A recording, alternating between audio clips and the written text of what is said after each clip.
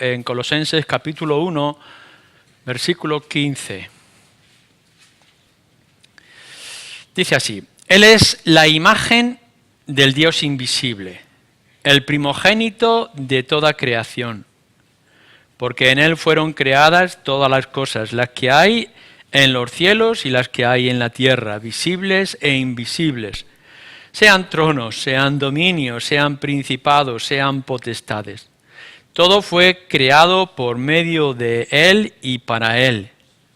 Y Él es antes de todas las cosas, y todas las cosas en Él subsisten. Y Él es la cabeza del cuerpo, que es la Iglesia. El que es el principio, el primogénito de entre los muertos, para que en todo tenga la preeminencia.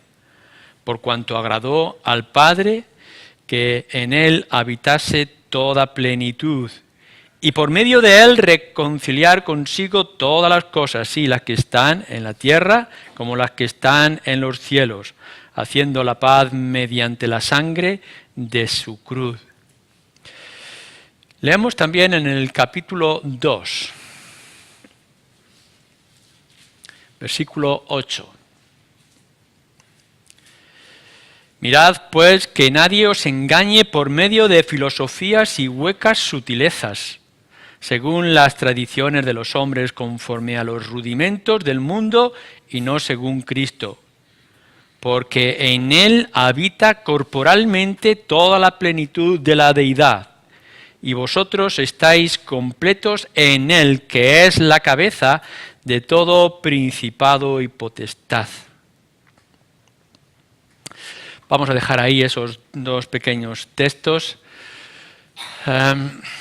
Estamos viendo acerca de la persona y obra de nuestro Señor Jesús o Jesucristo. Hemos visto su preexistencia, es decir, que Él estaba antes de todas las cosas. Él estaba, siempre estuvo, es decir, que no tenía nacimiento, Él siempre fue. Y decíamos que por eso mismo, y nos decía también estos textos que hemos leído, no solamente que Él es fuera y diferente a nuestra naturaleza o sustancia, es de otra materia que no podemos definir porque Dios es espíritu, sino que no solamente Él ya no, Él es el que estaba antes, sino que además es creador, no criatura, puesto que no es parte de esta creación y es el creador de todo lo que tenemos. Es por el hecho de que Él estaba en otro lugar y de otra manera, que vino, descendió y después de hacer su obra vuelve a su lugar, eso sí, tras haber cumplido de manera perfecta su tarea, su preexistencia. Con esto venimos a otra doctrina que es fundamental, que es la divinidad de Jesús. Yo no quiero que esta exposición o esta serie que vamos a ver domingo tras domingo sea una mera clase de teología.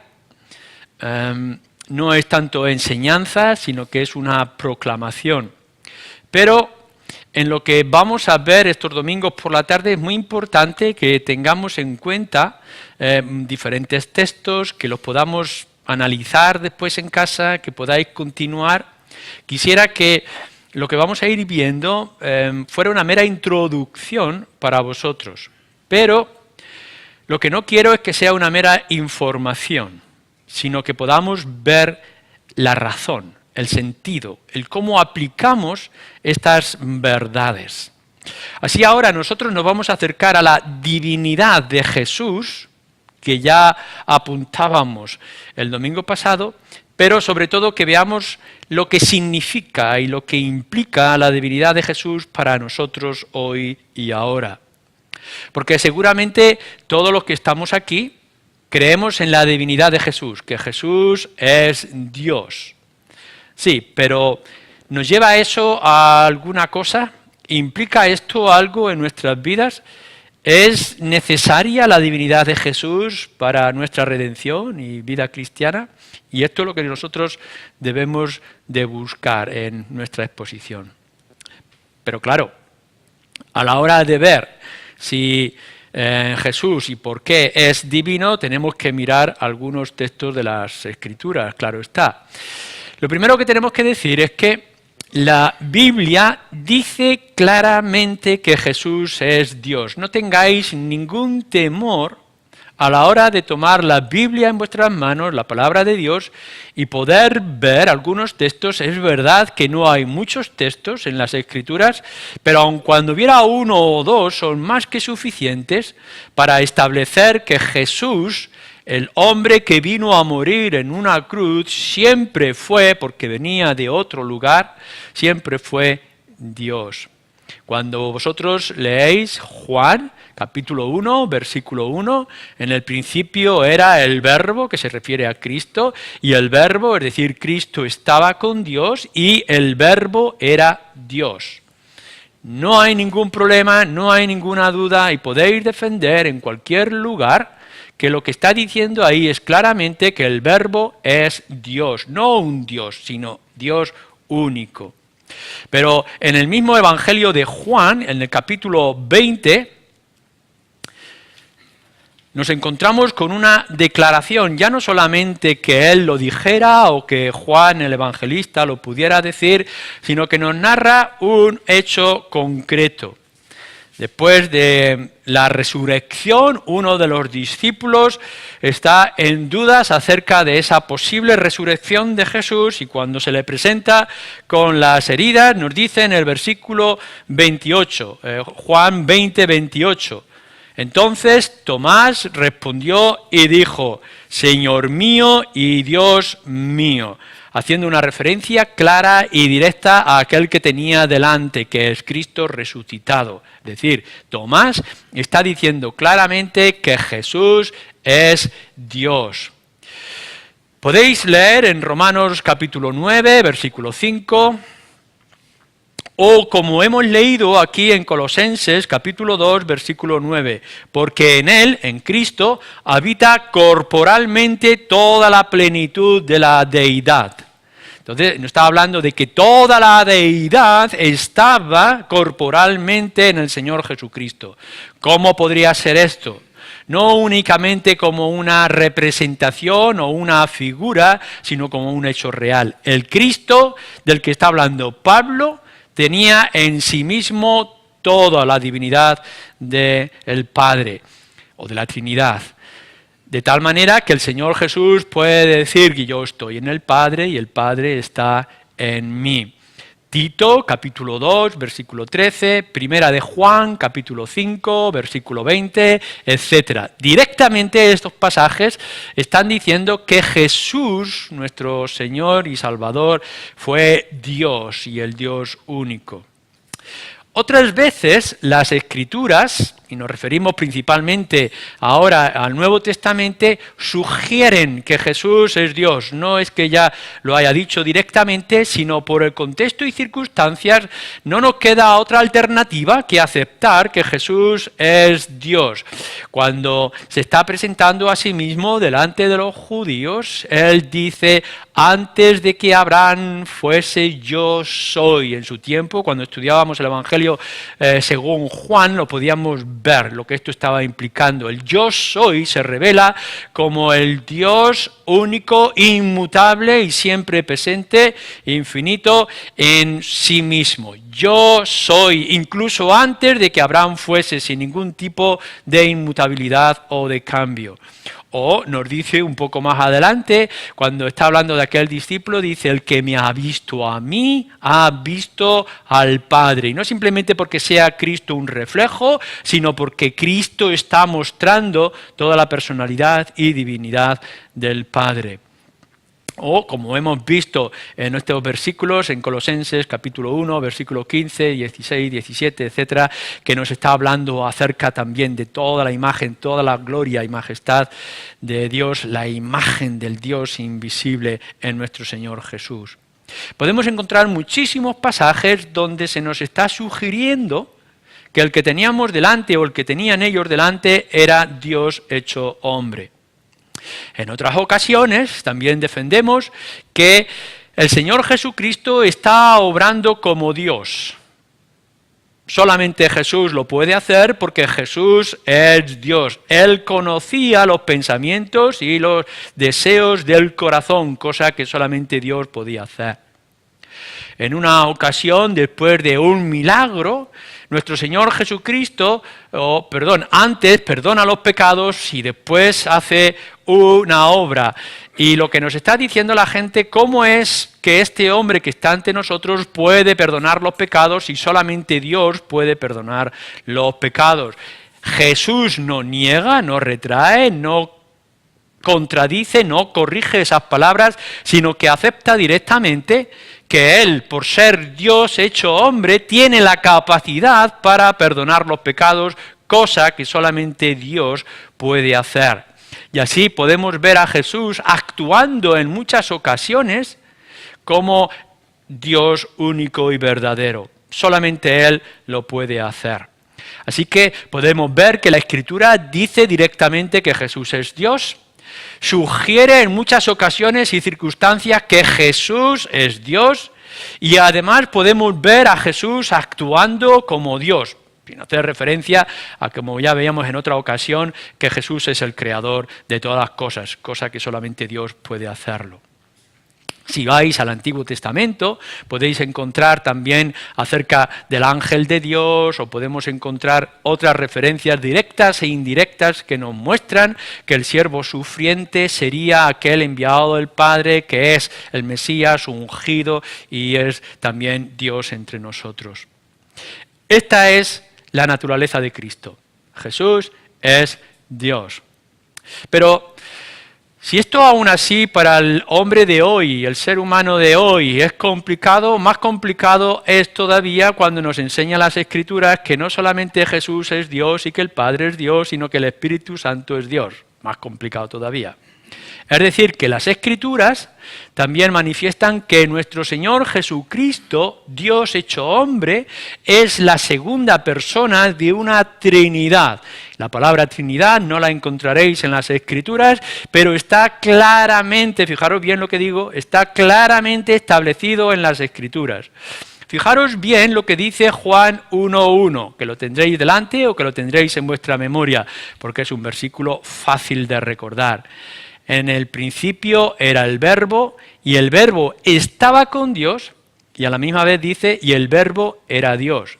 Ya hemos dicho la tercera parte, que el Verbo Cristo era Dios, porque Jesús es Dios hecho hombre. Pero a la misma vez nos da un misterio, y es que también Él estaba con Dios. No solamente es de la naturaleza, sino que también nos está hablando de relación y de compañía. La explicación que podemos dar, y es una explicación teológica, pero que es una explicación bíblica, es que Dios es más de una persona. Es Dios Padre, pero es Dios Hijo, porque Dios Hijo es Dios, pero está con Dios Padre, segunda persona de la Trinidad. Si es verdad, nos dice las Escrituras, es un mandato del Antiguo Testamento firme y que es necesario de creer. No hay otro Dios, solamente hay un Dios. No podemos decir que hay varios dioses, es un solo Dios. Deuteronomio 6, versículo 4 y tantos otros lugares. La Escritura establece que hay un solo Dios y ese Dios es Yahvé en el Antiguo Testamento, o Jehová. No podemos imaginar que pueda haber una multiplicidad de dioses, es uno solo, pero a la misma vez, fijaros el atrevimiento que hace nuestro Señor Jesús. Yo y el Padre, refiriéndose a Dios, uno somos. Lo que nos está diciendo es que hay un solo Dios, no está contradiciendo el Antiguo Testamento, pero yo estoy con el Padre. Por tanto, Jesús mismo está estableciendo que tienen la naturaleza divina, pero que es diferente al Padre. Lo que sí podemos ver en otros pasajes, yo tengo aquí el Evangelio de Mateo, tenemos por ejemplo cuando se manda la gran comisión acerca del bautismo, de la proclamación del Evangelio, y los bautizaréis en el nombre del Padre, y el nombre del Hijo, y el nombre del Espíritu Santo. Sería un atrevimiento el poder decir que vamos a bautizar en el nombre de Dios Padre y de una fuerza. o en el nombre del Dios creador y de una criatura. No podemos ponerlo al mismo nivel. Cuando el autor del Evangelio nos está describiendo acerca de ese mandato y cómo tenemos que hacer el bautismo, lo está diciendo, tenéis que hacerlo en el nombre del Dios Padre, tenemos que hacerlo en el nombre de Dios Hijo, tenemos que hacerlo en el nombre del Dios Espíritu Santo, sin ningún tipo de diferencia en naturaleza o en autoridad. Pero podéis ver, por ejemplo, en 2 de Corintios, cómo la Trinidad está obrando y trabajando. 2 de Corintios, capítulo 13, versículo 14. En esa despedida, dosología que se está haciendo de la carta a los Corintios, termina así Pablo: la gracia del Señor Jesucristo, el amor de Dios y la comunión del Espíritu Santo sea con todos vosotros. Amén. No es ahora el lugar que nosotros analicemos, ya lo haremos el próximo domingo quizá, pero que podamos ver aquí ya la Trinidad obrando, como la pudimos ver también en el bautismo de nuestro Señor Jesucristo, o la podíamos ver en el monte de la transfiguración. Es decir, no es nada extraño y no es ajeno a nosotros en que podamos ver la Trinidad obrando en lo que es el plan de redención, así como también en la misma creación y en tantos otros lugares de las Escrituras. Entonces no nos queda ninguna duda. La Biblia dice que nuestro Señor Jesucristo es Dios y que es parte de una relación de personas en el Dios único, y que Él se coloca en la segunda relación como Hijo. Esto es un misterio y no podemos atrevernos a explicarlo ni a razonarlo. La verdad de este misterio es que se nos revela, pero no se nos desvela. Es decir, encontramos las señales claras en las Escrituras, es revelado por Dios, pero a la misma vez no se desvela con todos los detalles para que podamos comprenderlo o analizarlo. Es un misterio, no podemos explicarlo, y si nos atrevemos a dar los dibujos o figuras para explicar la Trinidad, siempre nos quedaremos cortos. Es una verdad demasiado grande. Como no podemos entender acerca de la divinidad y de la eternidad y de la omnisciencia de Dios, y no podemos llegar a entender cómo nuestro Señor Jesucristo es Dios hecho hombre. No lo entendemos en todos los detalles, pero tenemos que decir que es bíblico. Pero entonces, cuando decimos que esto es una verdad revelada, aun cuando misteriosa, vuelvo a decir revelada pero no desvelada, viene con un velo que nos cubre, que no podemos llegar a entender. Como es bíblica, debemos de aceptarla, debemos de creerla. No es una doctrina opcional. No está diciendo que algunos cristianos puedan atreverse a no aceptar la divinidad de Jesucristo. Si vosotros en esta tarde estáis diciendo que Jesús es vuestro Salvador, estáis obligados a la luz de las Escrituras a decir que Jesús es Dios y que es parte de esa divinidad misteriosa y extraordinaria. En las Escrituras podemos ver cómo Dios se revela y no se desvela. Por ejemplo, en cierto momento Dios se manifiesta en una nube y escuchamos su voz, pero no lo vemos. En otra ocasión es una llama en una zarza ardiendo. En otra ocasión es un templo lleno de humo. Y nos dice que Dios habla desde la oscuridad. Entonces podemos entender que Dios está presente, que Dios está actuando, pero que Dios no es visible. En todo caso, en un momento donde Moisés, su siervo, pide ver la gloria de Dios, lo único que se le permite a Moisés es ver la espalda. O, en otros casos, ver el ángel del Señor, o una figura resplandeciente que sabemos que en muchos o mayoría de esos casos indica a Cristo. Así que No os extrañe que no podamos llegar a comprender todo el misterio del Dios mostrándose a los hombres y que no podamos llegar a comprender todo lo que implica Cristo Dios y Cristo hombre, que en otra ocasión también lo veremos. Nos tenemos que conformar con ver nube, con ver oscuridad, con ver zarzas ardiendo o con ver su espalda. Pero lo que tendremos que preguntarnos entonces, que seguramente lo hacéis algunos de vosotros, es ¿por qué tenemos que aceptar y por qué tenemos que tener esta doctrina tan complicada?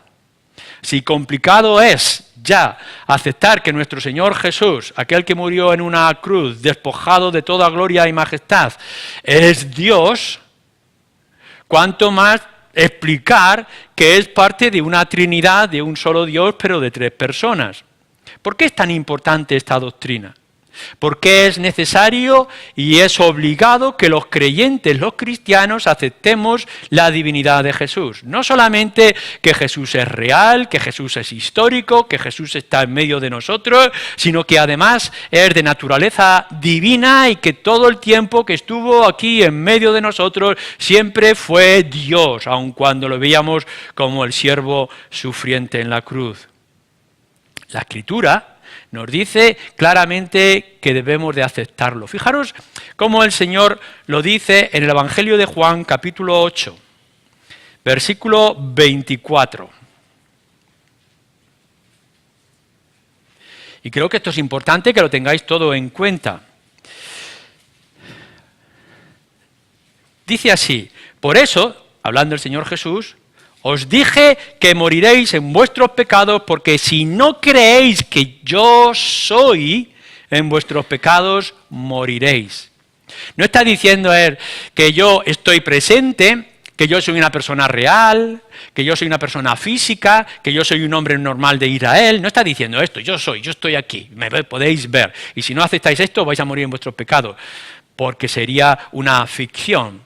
Lo que está diciendo es, yo soy el que soy, y si no aceptáis quien yo soy, que luego más adelante lo va a revelar en el versículo 58, antes de que Abraham fuese yo soy, lo que nos está diciendo es, si no aceptáis que Jesús es Dios hecho hombre, en vuestros pecados moriréis. Por tanto, es una doctrina que requiere nuestra atención y que es necesario que investiguemos y que lleguemos a una conclusión. No estamos hablando de que Cristo fue real e histórico, no, estamos diciendo que Cristo es Dios y el Dios único. Por tanto, debemos no solamente de creerla, sino que debemos de confiar en ella y debemos de proclamar esta verdad. Porque si la gente no lo cree, no podrá ser salvo. Pero vamos a una razón más importante, y aquí quisiera que pudiéramos poner más atención o más cuidado. Necesitamos que nuestro Señor Jesús sea Dios, porque si no, no podría haber sustitución, no podría haber salvación. Nosotros podemos tener segura la salvación porque nuestro Señor Jesucristo es Dios y se hizo un hombre en medio de nosotros. No hay otra manera en la cual pudiéramos ser rescatados o pudiéramos ser salvos. En el libro de Hebreos, capítulo 7, se establece claramente y nos dice que era necesario que esto fuera así y que fuera necesario de parte de Cristo. ¿Quién mejor que Cristo para mostrarnos al Padre? ¿Quién podría mostrarnos al Padre que ha morado durante toda la eternidad en oscuridad para nuestros ojos? El Dios que es invisible porque es espíritu. Nunca podríamos verlo, nunca podríamos alcanzarlo, nunca podríamos sentirlo. El único que te puede dar a conocer al Padre que gobierna y obra y vive en misterio es aquel que ha estado con Él, que es nuestro Señor Jesucristo. Por eso en el Evangelio de Juan se nos establece de una manera clara que es el Señor Jesucristo el que nos revela al Padre y que nos lo muestra, capítulo 14, o el que nos lleva al Padre. Yo he venido para tomarlos y llevarlos. ¿Por qué? Porque nuestro Señor Jesucristo ha estado con el Padre. Nunca otro lo ha podido hacer. Por tanto, es necesario no que un hombre haga o que una criatura reciba, sino que el Creador venga y se ponga a nuestro nivel para poder llevarnos de la mano a la misma presencia del Padre. Nadie, nos dice el Evangelio, capítulo 11 de Mateo, nadie conoce al Padre sino el Hijo. Eso es una verdad que tenemos que establecer. No hay nadie, puesto que solamente el Hijo es parte de esa unidad o de esa personalidad con el Padre. Pero en el Evangelio de Lucas lo dice al contrario. Dice, nadie conoce al Hijo sino el Padre. Por tanto, es el Padre que conoce al Hijo y es el Hijo que conoce al Padre. Es Él, el Hijo, el que nos puede llevar a la misma presencia del Padre. El mostrarnos lo que es invisible y es inalcanzable para nosotros. ¿Podéis verlo?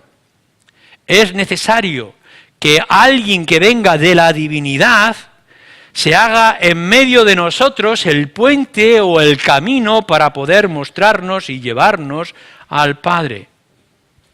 Pero vamos un poco más allá. También lo que hemos leído en Colosenses y nos dice las Escrituras. ¿Quién podría satisfacer a un Dios como el nuestro? ¿Quién podría contentar al Dios Padre? ¿Quién podría satisfacer su justicia y una justicia divina?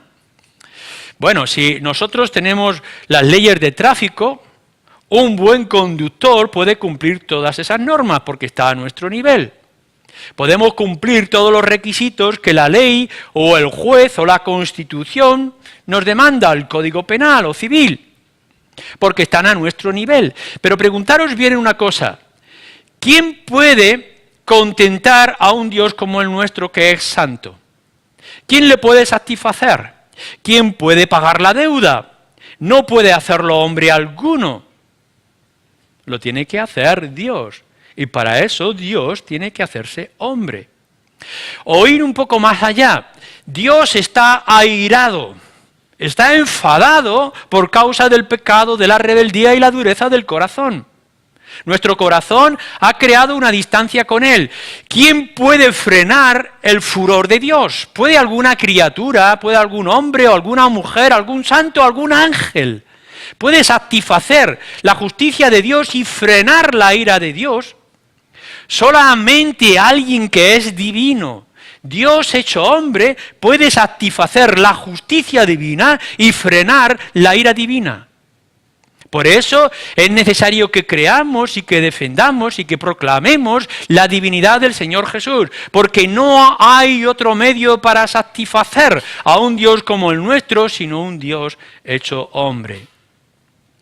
Pero veamos en tercer lugar, esto es también importante y lo revela constantemente las Escrituras. No hay oportunidad, no hay capacidad en el hombre para poder alcanzar el nivel de Dios, para que el hombre suba al nivel que se exige de parte de Dios. La única opción para abrir un camino y una escala entre cielo y tierra, entre Dios justo y el ser humano pecador, es Dios humillándose y rebajándose hacia nosotros. ¿Podríais pensar o imaginar siquiera que puede haber en el pasado, o ahora en el presente, o en algún momento en el futuro, una criatura que pueda subir al nivel mínimo de justicia o santidad que demanda Dios? No podría. Si tuviéramos que esperar a alguien que pudiera alcanzar esa justicia, no la encontraríamos nunca. La única opción que tú y yo tenemos es que Jesús o Cristo se haga hombre y se humille y se ponga a nuestro nivel igual que nosotros, pero sin pecado.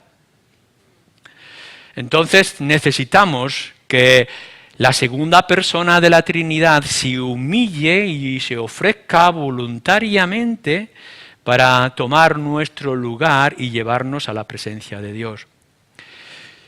¿Quién mejor que Cristo? ¿Quién mejor que Cristo para mostrarnos al Padre? ¿Quién mejor que Cristo para clamar por justicia o por freno de la ira de Dios? ¿Quién mejor que Cristo para venir a nuestro nivel y llevarnos con Él a su presencia? La Escritura, por tanto, defiende la divinidad de Jesús Y tú y yo nos gozamos de que Cristo sea Dios, porque entonces tenemos certeza y seguridad de nuestra salvación. Pero vamos a una segunda cosa, o en tercer lugar. La Escritura nos dice, por ejemplo, en la carta del apóstol Juan, en su primera carta, nos dice que Dios es amor y que Él es único. Él es eterno y Él es amor. Fijaros bien, si Dios es amor, en toda la eternidad, antes de que nos creara a nosotros, ¿qué amaba? Él es amor. Y para ser amor, tiene que amar. Cuando vosotros leéis, por ejemplo, en los Salmos, o leéis en el libro de Ezequiel, nos dice un gran misterio, extraordinario, para mí sorprendente una y otra vez. Él nos ha redimido por amor a su nombre. O nos lo dice más claramente en Ezequiel, por amor a sí mismo. Lo que está diciendo es que Dios se ha amado a sí mismo durante toda la eternidad. Pero, ¿qué significa que alguien se ame estando solo en la eternidad? Sino que, como nos dice después en el Evangelio, el Padre ha amado siempre eternamente al Hijo, y el Hijo hace todas las cosas por amor al Padre. El amor de Dios, Dios es amor, se hace real porque Él ha amado durante toda la eternidad su propio nombre, su propia persona o a su Hijo Jesucristo. Y el Señor Jesucristo puede hacer real todo el plan porque ha sido amado desde siempre por el Padre. Esto no podría ser un hecho si no hubiera Trinidad, si no hubiera una relación entre Padre e Hijo y Espíritu Santo. Ahora bien, otro paso más. Puesto que Dios ha amado su propio nombre y su propia persona en la persona del Señor Jesucristo, su Hijo, nuestro Salvador, su amor ahora pasa a nosotros. Fijaros bien lo que dice el Evangelio de Juan, capítulo 15 y versículo 9.